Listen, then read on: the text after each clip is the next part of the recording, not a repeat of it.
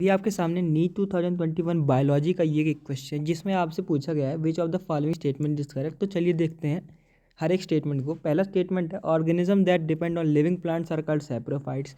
तो दोस्तों ये तो गलत हो जाएगा क्योंकि सैप्रोफाइट में आते हैं फंजाई और वो करते हैं डेड ऑर्गेनिजम्स पे फीड। तो ये स्टेटमेंट तो गलत हो जाएगा, तो ये आपका सही नहीं है।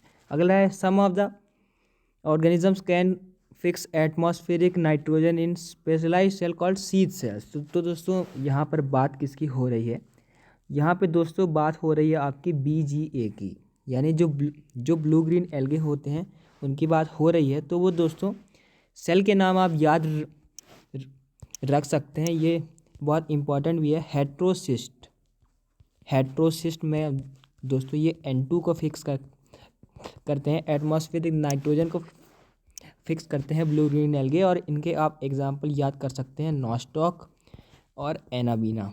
तो ये आपके कुछ एग्जांपल्स हो गए ब्लू ग्रीन एल्गे के एटमॉस्फेरिक नाइट्रोजन फिक्सर्स के।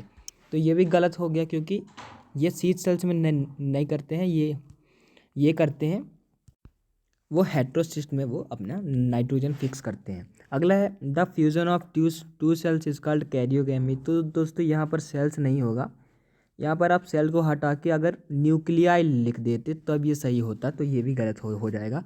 Fusion of two nuclei is called karyogamy. Nuclei.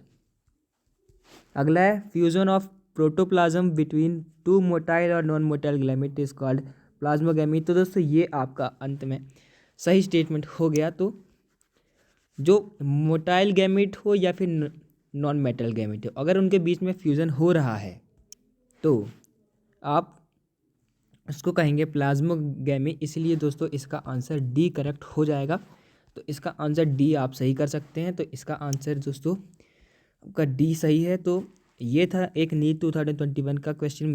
मुझे लगा कि ये इंपॉर्टेंट है और आपसे शेयर करना चाहिए। सब्सक्राइब कीजिए हमारे चैनल लर्निंग विद अविना को, क्योंकि हम ऐसे ही इंपॉर्टेंट क्वेश्चंस आपके लिए लाते रहते हैं कंसेप्ट के साथ, जो कि बहुत इंपॉर्टेंट है नीट के लिए।